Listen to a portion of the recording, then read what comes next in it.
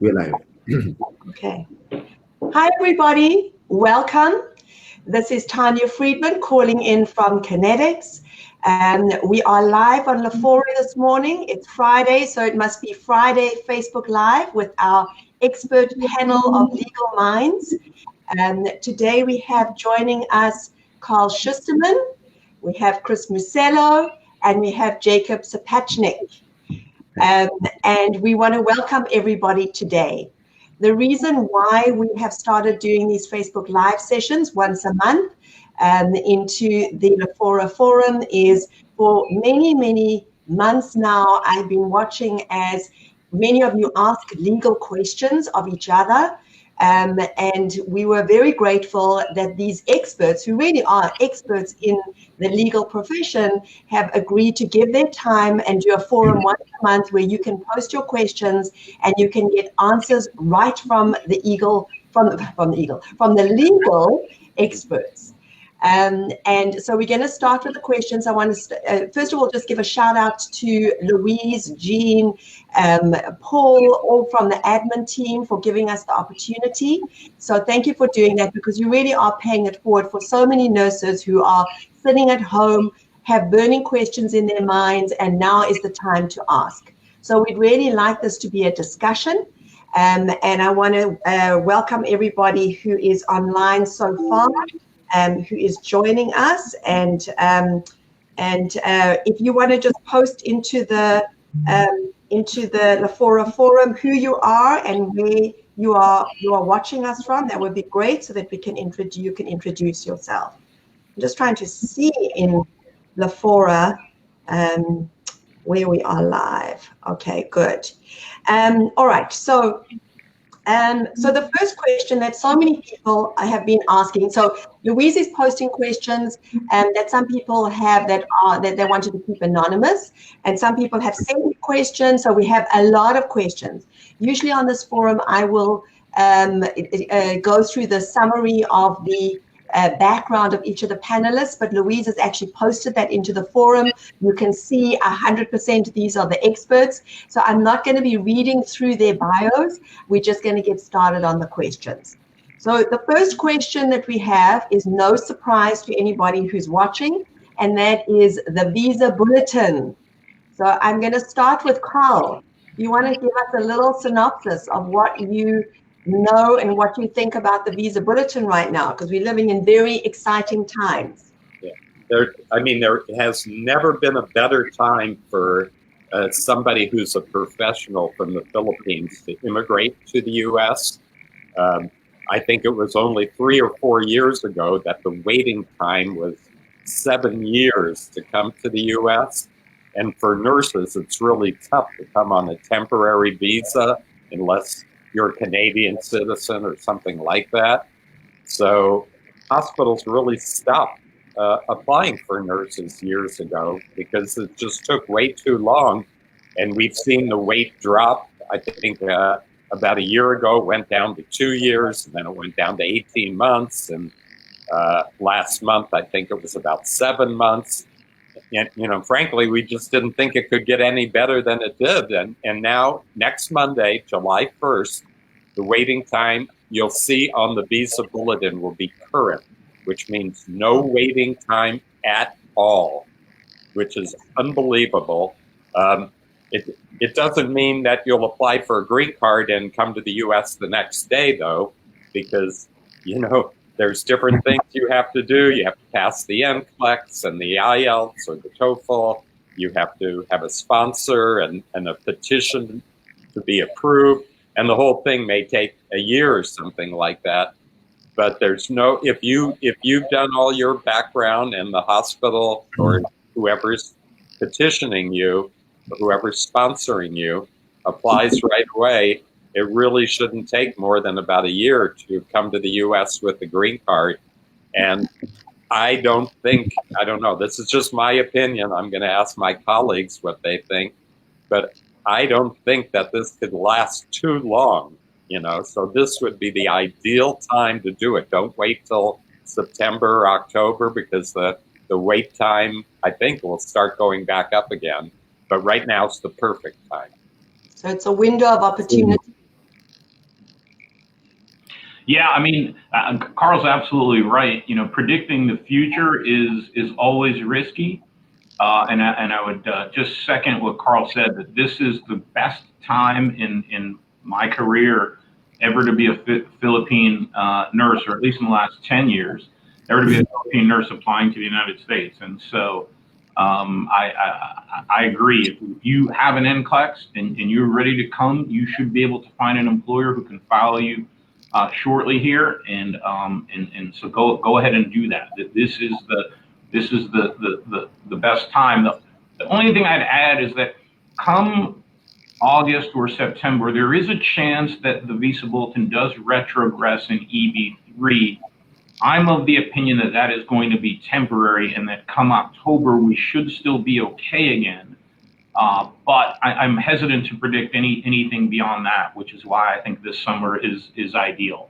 But if you do have a case that and you do notice that the retrogression does happen in August or September, my sense is that's just going to be a temporary situation. So don't get too frustrated if you see that. That's just the end of the U.S. fiscal year is September 30th. And so the U.S. government is only authorized to approve about 6,500 or so Philippine EB3 visas. And all it really means is that they've approved the 6,500th visa. But come October 1st, the fiscal year starts over again. And so there's a new allotment of, again, about 6,500 of these visas. Right. Yeah, I mean, I tend to agree with both Chris and Carl. I think that it's an amazing opportunity. And in fact, we have quite a few clients that are in disbelief. We have to actually show them the visa bulletin and explain how it works, because people don't believe that it's actually happening. Yeah. And so, you know, if people are ready, they pass their exams, they should do it right away. So really a very exciting time right now. And I want to just welcome everybody who's watching. We have a lot of people watching today. Louise and Cherry is watching from Saudi Arabia, Sasha from Philippines, Irish Ann from Riyadh, Ness from is watching, Jayuna from Canada, RNGC from Philippines. Tess is asking how to apply for the NCLEX. Tess, you can email us at recruiters@kinetixusa.com and we can help you with that process. Grazil, hi, watching here. Lisa McCullum watching. Candace Cruz watching. Hello. Cherry O. Janelle is watching. So the list just goes on and on. David Salcedo watching from Halifax. Hi, David. Gio from Philippines. So I know there's a lot of excitement right now. As the panel has said, now is the time to apply for your NCLEX. Now is the time, if you have your NCLEX, to apply for jobs. And the thing, though, that I think is important, hi, Joseph from California. I know Joseph. So the thing that's important, though, and we will talk about this morning, is, you know, because there is, everybody knows this window of opportunity, and there's talk about retrogression, but as the panel have said, it's probably going to be temporary. Of course, nobody knows for sure, but probably going to be temporary. People are just in almost like a mad panic right now, just to like sign. And I would urge you to be, you know, to do your due diligence. So make sure that if you are interviewing with clients, if you are going to be reading offer letters or contracts, make sure that you read it carefully, that you understand everything. Do not shop around. That is not operating in good faith. So, you know, yes, of course, there is urgency if you already have your NCLEX, but it's important to take your time and do your due diligence in your research. Another new development that we had at the moment from the USCIS is that the FOIA system is now being digitized. So Chris, if you want to maybe talk a little bit about that and what that means for those people who had previous priority dates, who now are going to be able to utilize this new process. Right. So the U.S. has a law called the Freedom of Information Act. It's been around for, I think, pushing 50 years now. And what it says is that anyone in the United States, or really anyone who has anything that the government is monitoring or the government has information on, people in the United States are allowed to apply under the Freedom of Information Act to ask for a copy of their file, and the government is only allowed to redact or hold back anything that's sensitive or secret. So now the new system that the USCIS is launching is going to be an online system, which presumably will allow individuals to file them electronically and to track the online progress of their Freedom of Information case. The big thing I think here that's going to allow, or it may be enhanced, is in a lot of instances, if a nurse has had an older priority date and she has been or he has been unable to contact their old employer so that they can obtain that priority date, we have used at our office, I'd imagine both Jacob and Carl have as well, we've used the Freedom of Information Act to obtain the old receipt number so that you can retain or recapture that old priority date. So even if you've lost your file, you don't know who where the old employer is, maybe the old employer went bankrupt, we've used the Freedom of Information Act in order to obtain that information so that you can find that date, so that when you file, you can get put back into the processing queue. With the current priority dates of Filipinos, this isn't as critical an issue for Filipinos now as it may have been 6 months ago, or as it may be 6 months from now. In our office, we've used it for a lot of Indian nationals where the retrogression is about 10 years, and so retaining the priority dates is very important. So I think that just to add something, under the current system, we get it via CD, and sometimes before that we were getting them as a package. So it took forever, and hopefully now it's going to be much faster with the new system. So any ideas when this new system is going to come into play?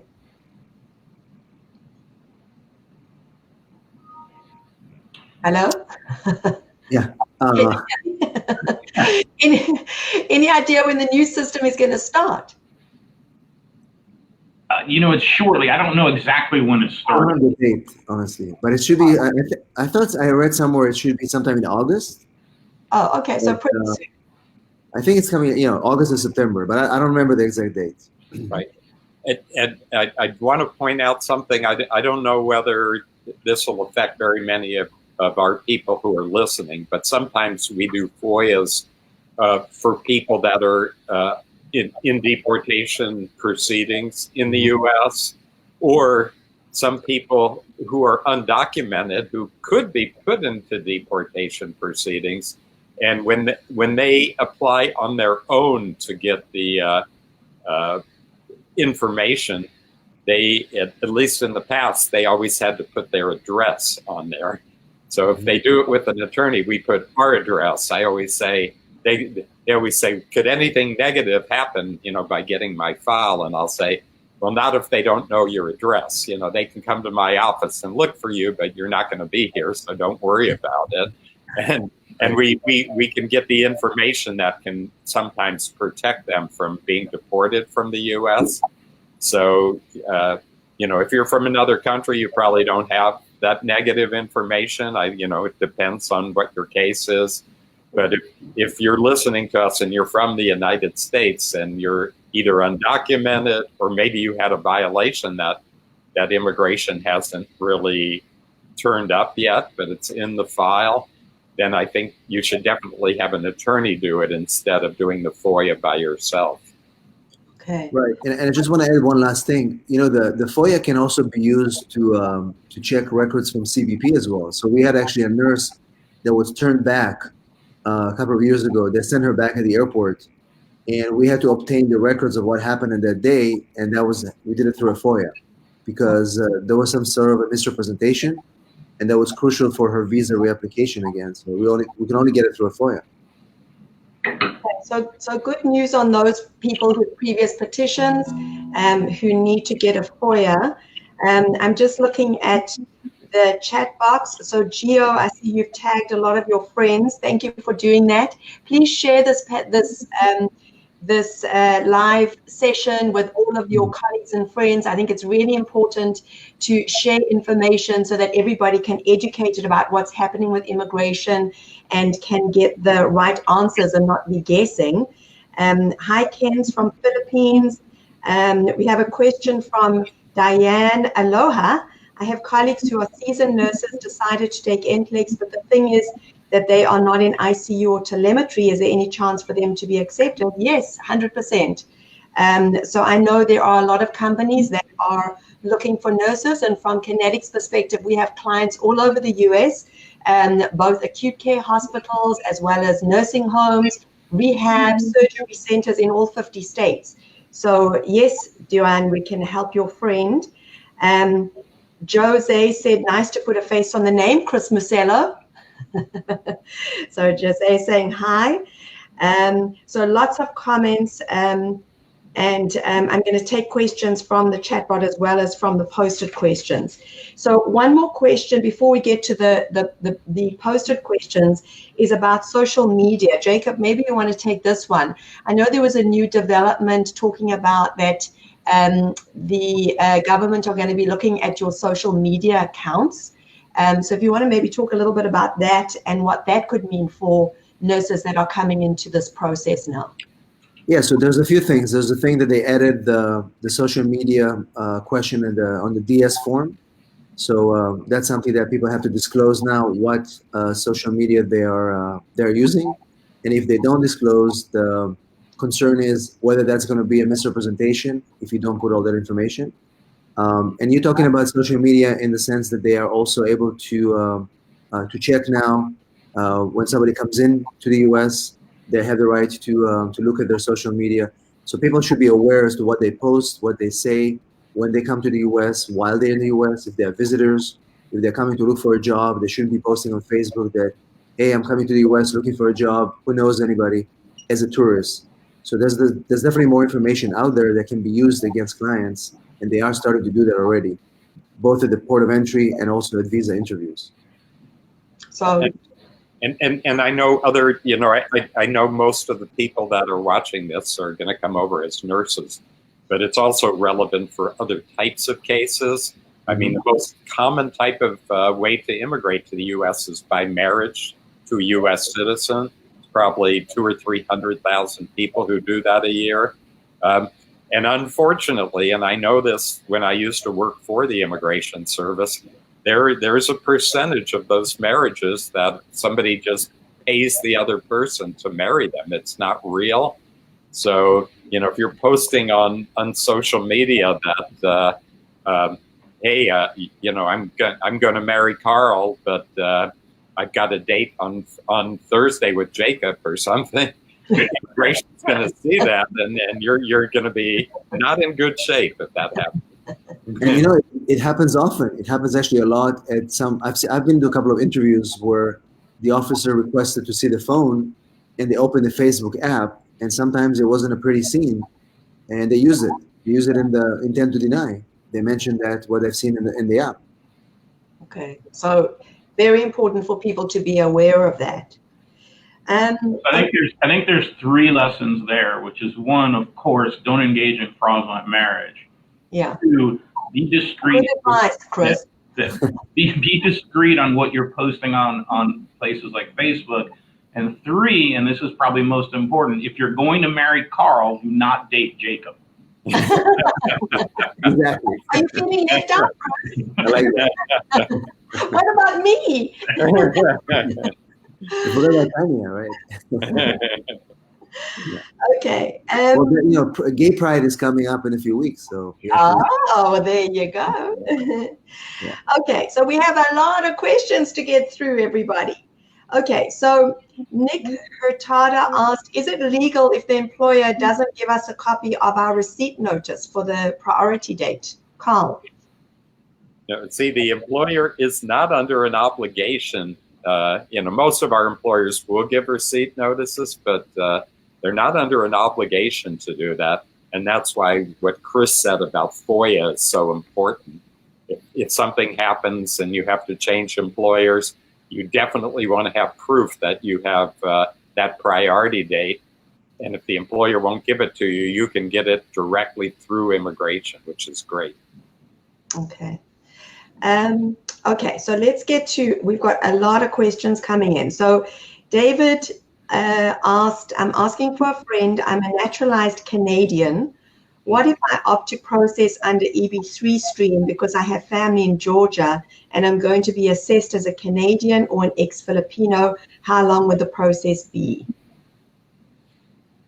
So, so I think anybody who's, if you're a Canadian, you're in the greatest place. I mean, one, EB3 will be current on Monday, and two, you can get a temporary visa. So as a Canadian, a Filipino who has become a Canadian citizen, you can get a TN, a trade NAFTA visa, to come to the U.S. and work as a nurse or a lot of other professions temporarily. But if you're in the U.S. on a TN now, I would say if you want a green card, you should get it filed in July, because you can file your adjustment of status application along with the employer's petition.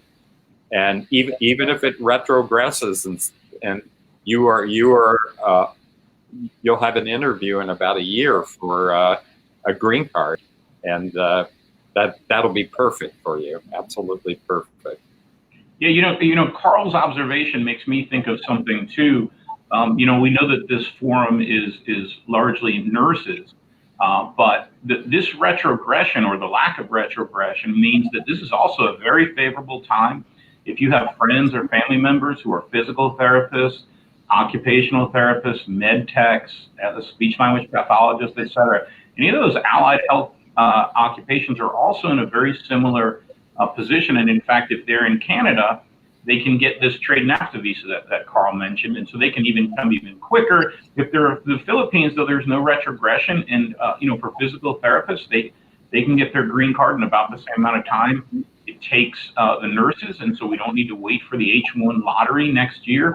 And honestly, even if they're med techs or occupational therapists or some of the other occupations, they can file for a green card and probably have that green card in hand by next summer, certainly by the end of 2020, which would be faster than waiting for the H1B cap next year. So this lack of retrogression is advantageous for a lot of folks.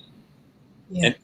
And I think I want to mention something else, because we've been talking about EB3 Philippines, but that's not the only good news. I mean, the good news that affects everybody around the globe is that the family 2A category is going to be current on Monday. So what that means is no matter what country you're from, if you're married to a green card holder, or if you're the unmarried minor child of a green card holder, there's no backlog in that category come Monday. And I've written a lot of articles that we've been posting about it. The one thing that I think doesn't get talked about enough is, if you have a boyfriend who's a green card holder in the United States, maybe this is the time to get married, because he can file for you immediately.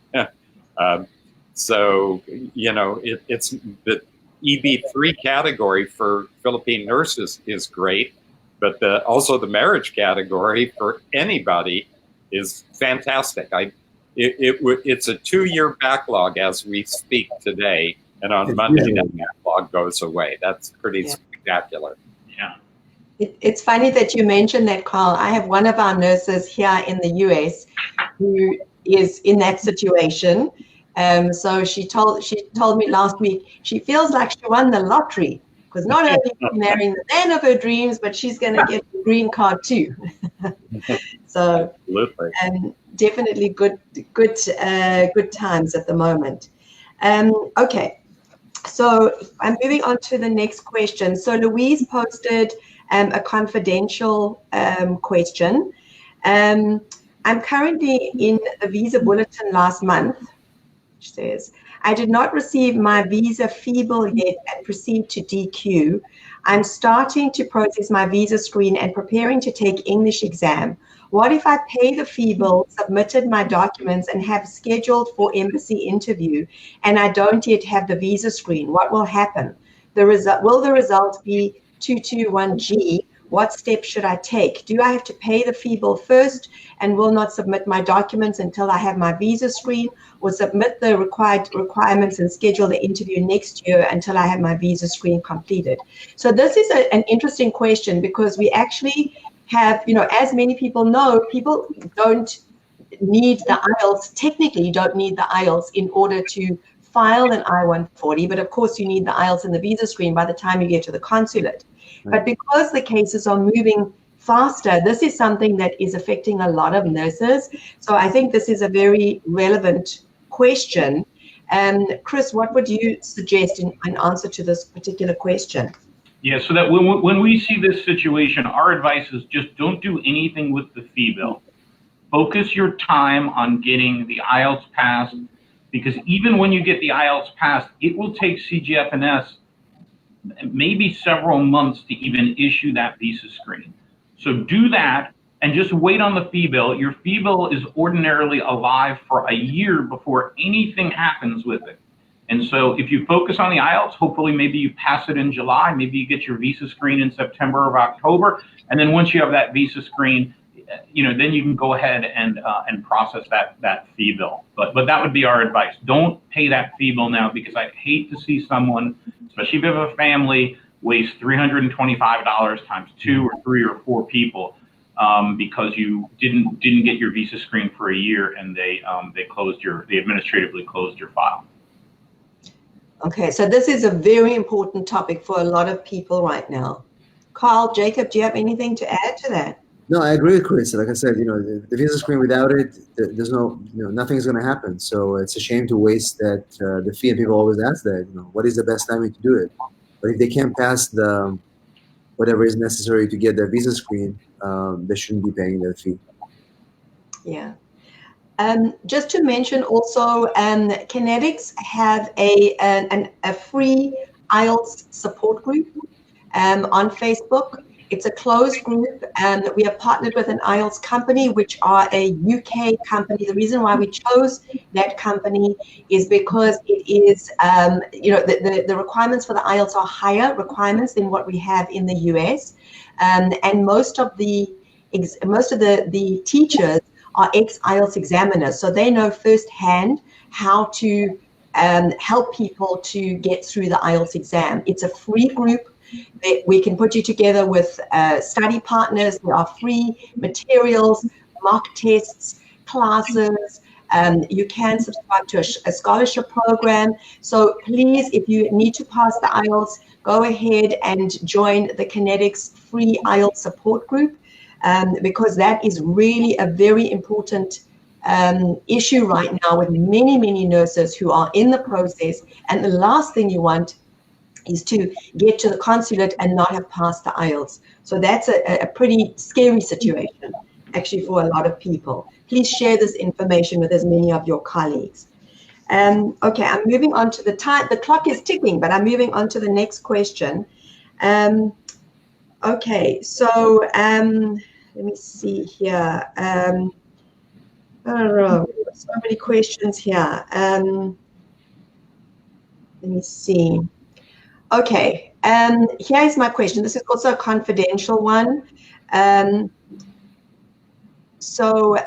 What would happen to a denied visa? So the story with this particular nurse is the I-140 was approved, Schedule A, priority date was current, then filed the DS-260 and was interviewed at the U.S. Embassy in August 2018. In the U.S. Embassy, was verbally approved, and then was told to wait for the visa. About 2 weeks later, received the passport with a visa stamped, but it was also stamped with the words "cancelled without prejudice." Along with the passport, the cancellee visa is better with a letter with a different checkbox, and the reason for the cancellation is there was no approved labor certification in the petition. So there's a lot of information that this person has provided. But Jacob, if you want to maybe talk about how this person would handle this particular situation, because we have heard of situations where there was maybe something that went wrong in that process. So it seems to me that there was an approval that issued kind of an error because how could they approve it without a labor cert in the file, right? So in this case, this particular visa is going to be basically they haven't issued the visa, right? They haven't issued the visa. So I think they issued it and then they got a letter. It said cancelled without prejudice. So that means like they need to resubmit it. That's what it seems to me. Because how would they issue it without a labor cert? They couldn't find the labor cert in the file. I'm just trying to understand what the facts are. Yeah.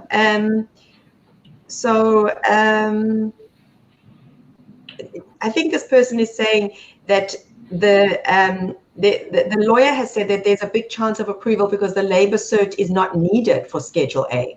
Yeah, it's sort of a yes and no situation, right? The labor cert is actually needed, as Jacob said.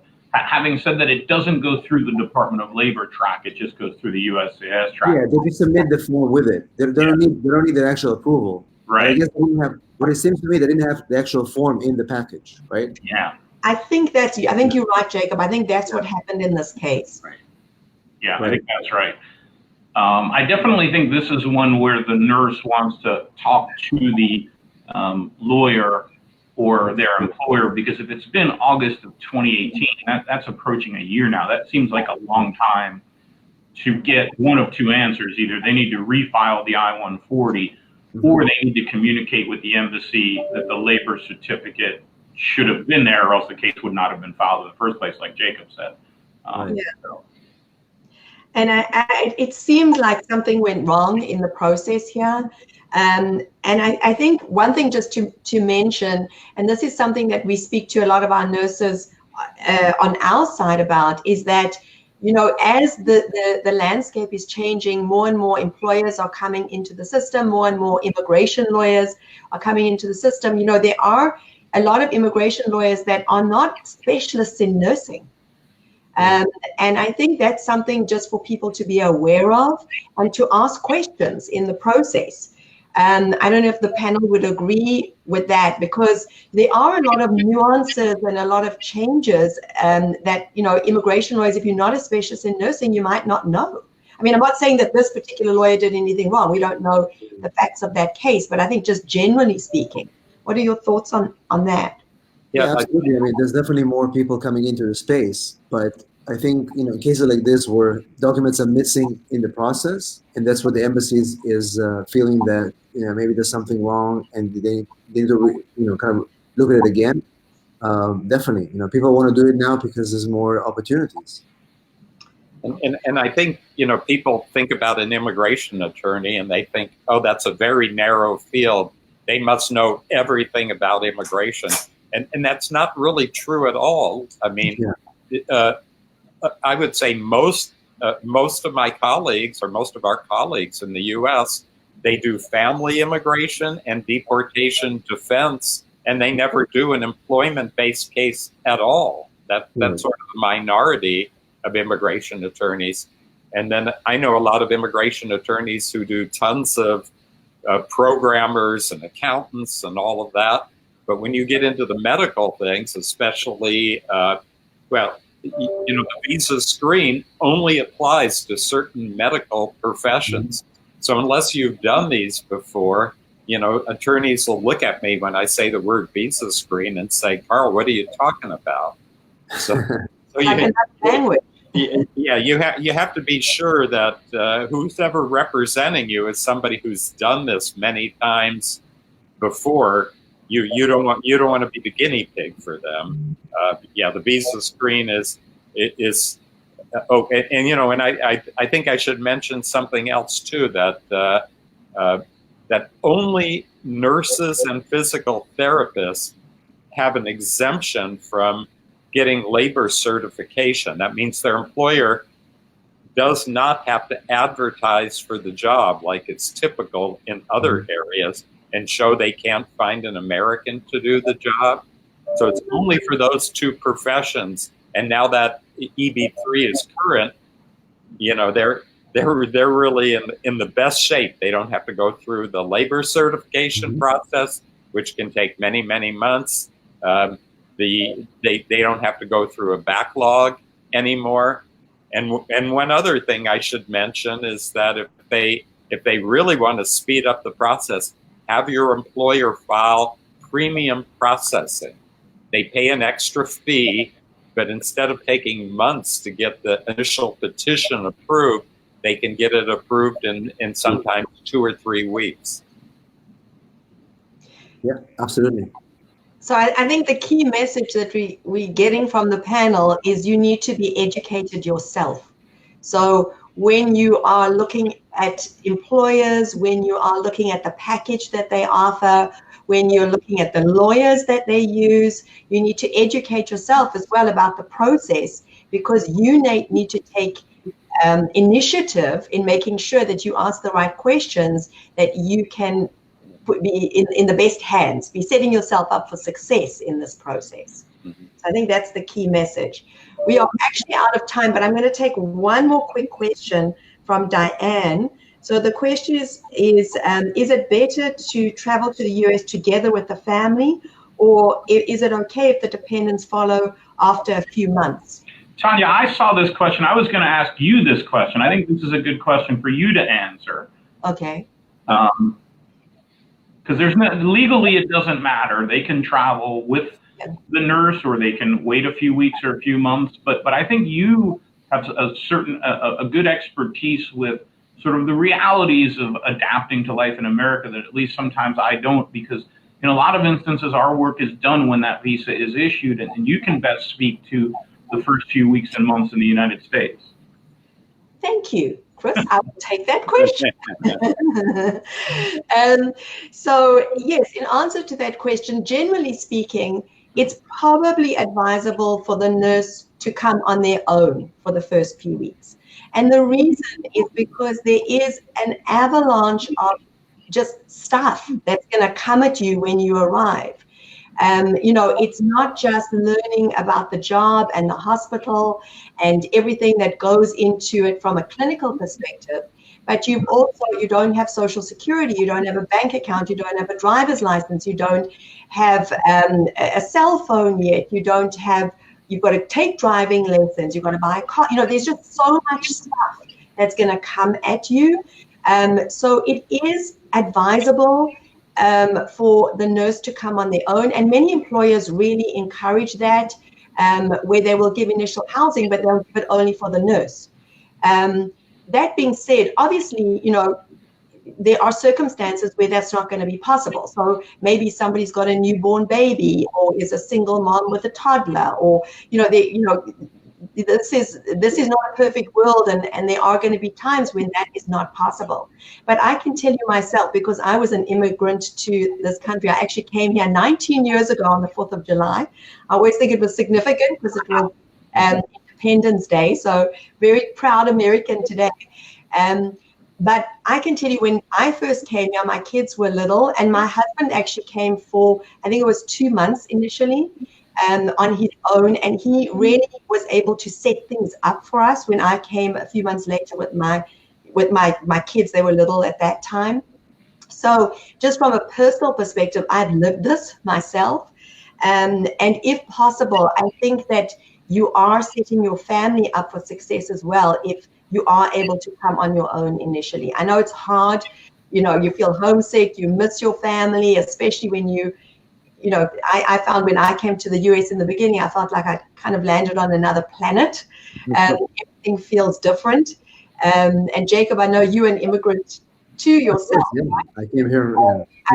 You can relate to that experience.